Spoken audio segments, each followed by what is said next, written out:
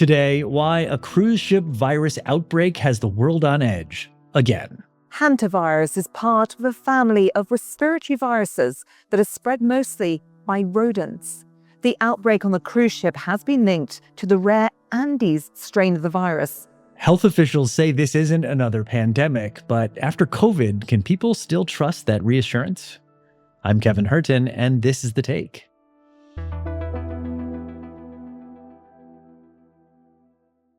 Before we continue with today's show, remember to leave us a comment telling us what you think about this episode. What do you think about this hantavirus? Are you worried? Do you think that it could be spreading? Do you think health officials are actually doing their job? And remember, if you're on your favorite podcast app, leave us a review telling us where you're listening from. And a 5-star rating doesn't hurt either. It does help the show. My name is Dylan Scott. I am a senior correspondent covering health at Vox.com, and I am based out of Cleveland, Ohio. So, Dylan, welcome to The Take. I was thinking before we get into the science, maybe we can start with the vibes surrounding this story. Because for a lot of people, hearing words like virus and quarantine and cruise ship, it immediately brings it back to the early days of COVID. And I know you've described this outbreak almost as a test, not just of public health systems, but of the public psychology after the trauma of COVID. So if this was a test, how did we do? I'd say the grade is incomplete at this point. We'll see, the next couple weeks are going to be telling. It's like this whole situation was perfectly designed to poke at the wounds of the pandemic. You've got people on a cruise ship. You've got, this respiratory illness. You've just got all this mystery about where it came from this like kind of relatively isolated part of the world. I understand why everybody felt triggered as soon as this became international news.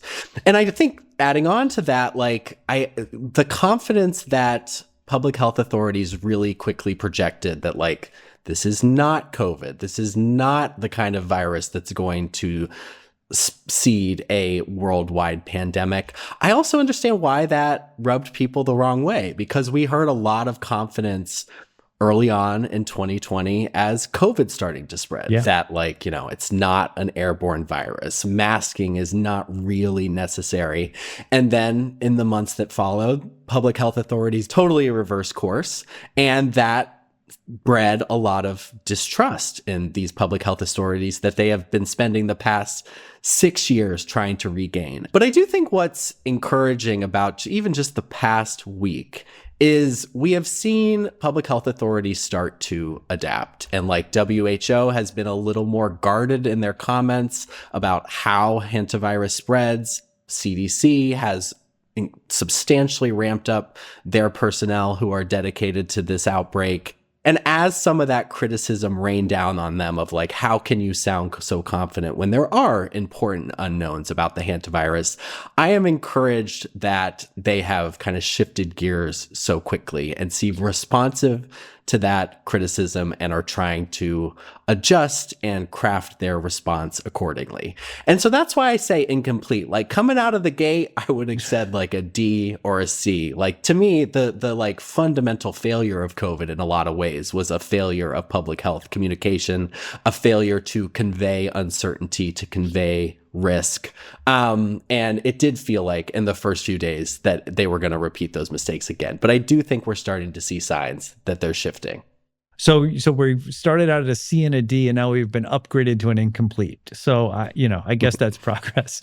Okay, so we do now need to do some science. So what exactly is hantavirus? So hantavirus, we've known about it for years. It's actually technically a family of viruses, and different variants of it do different things. There's one that circulates in Asia and Europe that the symptoms it causes in human beings are more similar to hemorrhagic fever. And the strains that are in Asia and Europe have a fatality rate of about 1%. But here in the United States and in South America, where we believe this outbreak was seeded, the virus is a little bit different and it's more aggressive. It causes what's called hantavirus pulmonary syndrome. Basically, it attacks your lungs and causes, severe respiratory distress to the point that some patients do end up dying. And the fatality rate, one thing that's important to understand is we do know this virus better than we knew something like the novel coronavirus back in 2020, but our experience is still limited. Like, we've had a few outbreaks, but those outbreaks topped out at about 40 cases or even less than that. We're seeing it right now in the current outbreak that the fatality rate is pretty high. We've had 11 cases so far this year with the cruise-related outbreak, and 3 of those people have died. And, the estimates range from the prior outbreaks, but, experts do think that the fatality rate can range anywhere between 25 and 50%. So it's a scary virus for sure, especially the version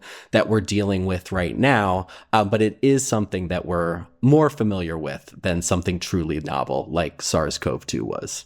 Yes, and I've been reading about it too. The name Hantavirus derives from the Hantan River in South Korea, goes back to 1978. You mentioned hemorrhagic fever, so it goes all the way back to the Korean War era. So say I were to get Hantavirus, what would be my first inclination that I'm sick? What would the next few days look like? How would it affect me? Yeah, so it usually starts, and this is part of what can be challenging about responding to it. It starts with pretty vague symptoms like headache, dizziness, fever, obviously. You can experience gastrointestinal symptoms like nausea or vomiting or diarrhea. But then as the disease progresses, it can cause a sudden onset of respiratory distress and low blood pressure. Yeah. And so this is a disease that does seem to progress pretty quickly. Within a week or so, you can go from basically being healthy to being in the hospital or dying. But it takes a long time to manifest, right? So it takes a long time to manifest, but then hits hard? Yes, exactly. The incubation period, it can vary a lot depending on the individuals. Again, we only have limited experience, but it can be anywhere from 10 up to 40 days between you being infected with the virus and actually starting to display symptoms.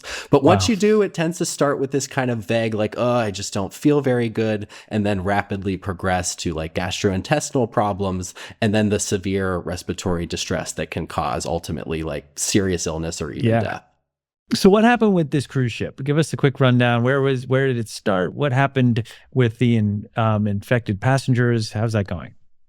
The cruise ship, the NV Hondius, departed from Argentina on April 1st, and it had this itinerary to travel to islands in the Atlantic Ocean and even make a stop in mainland Antarctica. Now, the first sign of trouble was a Dutchman, an older Dutchman on the ship who had been traveling in South America. We later learned in Argentina and Uruguay and Chile. Before boarding the ship, he started to feel symptoms, again, fever, headache, diarrhea on April 6th, and his condition rapidly deteriorated until he died on April 11th. So that's just 5 days between, symptoms onset and death, which speaks again to how aggressive this virus could be. Wow. So that was on April 11th, and they didn't initially test. He's considered a probable case because, as even experts have put it to me, hantavirus was not going to be top of mind for somebody. And so it wasn't until more cases developed that we really figured out what was going on. The second case occurred, or the symptoms began. It was a woman who was, as we later learned, the wife of the first patient. She started to develop symptoms on April 24th, disembarked from the ship, flew to South Africa, and actually died on April 26th after arriving in Johannesburg. And then there were a couple more patients who got sick sort of before everybody got off of the boat. There was a man who developed symptoms and quickly got worse. He was evacuated to South Africa and, so far as we know, is still in an intensive care unit there. And then there was a woman aboard the ship who was known to be a close contact of the couple that were our first 2 cases, who became ill on April 28th and died on May 2nd. And so from there, labs in South Africa were able to test what's going on. South Africa, as your audience may know, is a hub for infectious disease research. So they were able to figure out, whoa, this is hantavirus that's causing this outbreak. and public health authorities then jumped into action. The ship was anchored for a while off of the Cape Verde Islands in the Atlantic before being rerouted to the Canary Islands, where the 150 or so other passengers and crew who had been trapped on the ship once there was an outbreak going on, and we realized we couldn't just let them disembark and go about their lives. They were, tested and then eventually repatriated to their various points of origin. And so that's where we're at now. Right. And they may face 6 weeks of quarantine. So it's going to be a long time. The likely cause, I guess, is this Dutch couple who was traveling through Argentina, Chile, and Uruguay on a bird watching trip. And I heard, did you tell me if this is right, but they stopped at a landfill? Yeah, there's a lot of contention already about where did this actually stem from. We do know that, they were traveling, they were on this birding, nature oriented trip, traveling through a region where hantavirus is known to, naturally occur. And I've seen the same reports about a landfill, but at this point, we kind of just don't know. There's already some finger pointing between Argentina and Chile, no, they caught it in your part of the Patagonian region. No, they caught it in yours. And so, it's going to be hard to know. You could literally just go to a bathroom at some, nature stop where a rodent has, defecated that was infected with hantavirus, inhale those, the materials from that feces, and suddenly you're infected. And it's going to be really hard for us weeks after the fact, or more than a month after the fact at this point, to be able to retrace those steps and find them. So I know that the work is underway, but has not been completed yet. And to be candid, we may never know exactly how this got started. Yeah, and you're right. Experts keep emphasizing that this is not COVID. And if this was a regular hantavirus, that would be true. But this is a specific strand of hantavirus that actually can possibly go through human transmission, the Andes strain, right? Yes, that's right. This is the strain that again circulates in this region of South America. And we have had a couple of outbreaks in the past, one in 1996-97, one in 2018 and 2019, where there is solid evidence of human-to-human transmission. Right. In the most recent outbreak in 2018-2019, there was one person who had gotten sick, went to a birthday party with a bunch of other people, got some of them sick. Those people who had, active social lives and didn't realize that they were infected, or even once they started to show symptoms that what they had was hantavirus, were going about their lives, infecting some more people. What's clear is hantavirus can, to some degree, transmit between people. The question is, how effective is it really at doing that?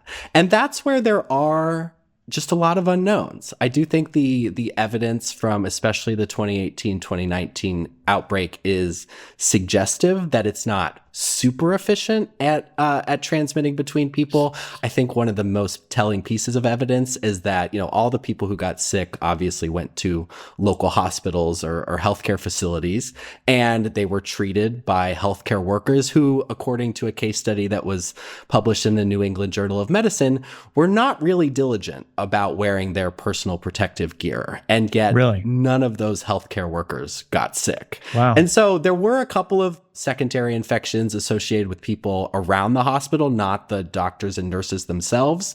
But I think that's, that is one of the encouraging signs that I think experts have seen, that that kind of scenario, people, dozens of healthcare workers treating a patient with COVID without masks or other kinds of PPE, not getting sick, is basically unimaginable based on how we understand that virus to operate. And so the fact that did happen with hantavirus is encouraging, but hardly definitive. So on the one hand, we got unlucky because it is this Andes strain, which can go human to human. But in the other sense, we got lucky because it's not a novel form of hantavirus.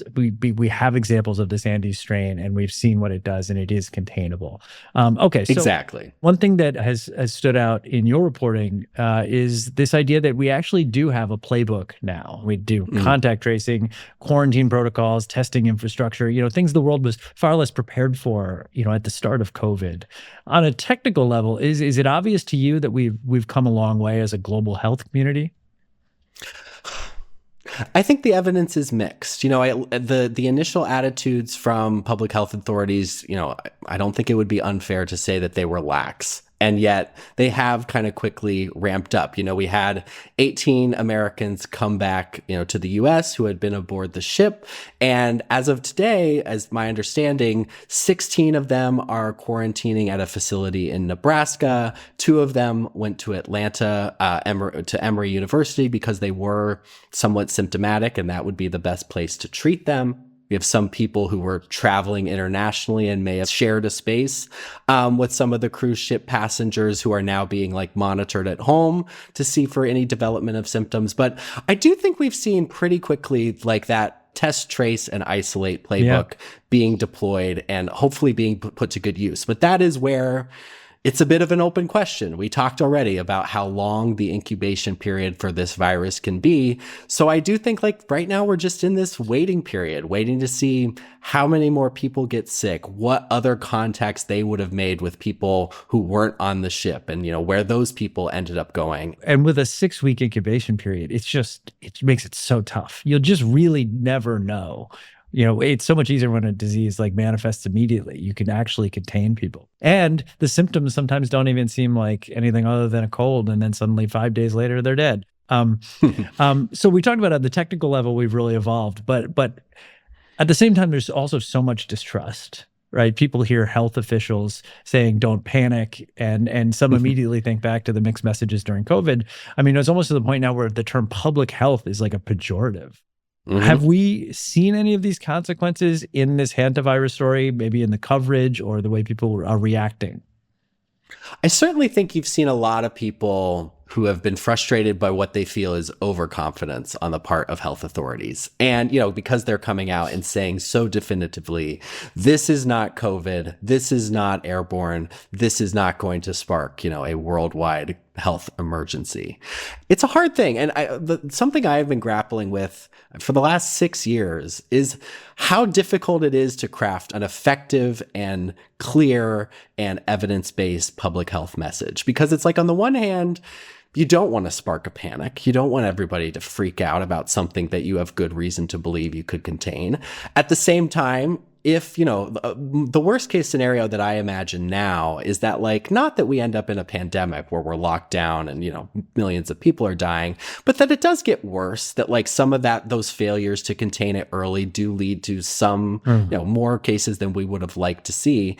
And people are going to come back to those confident early pronouncements from WHO and other public health groups and be like, you did it again. You were wrong again. How could you do that? And that will serve as some kind of final breaking point between the public and that public health is supposed to serve and the public health establishment.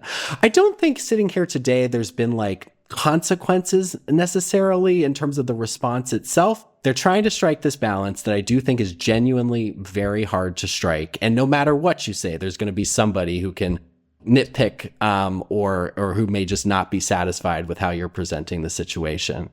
Right. I mean, that's the nature of public health. You can't do one without the other.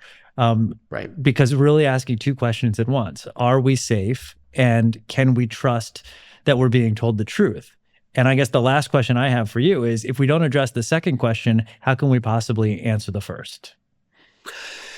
Yeah, no, I think that's totally fair. And that's why I am really anxious to see how this plays out over the next couple of weeks, because I do think even if there's every scientific reason to think, this outbreak is not going to escalate to an emergency anywhere near the scale of COVID.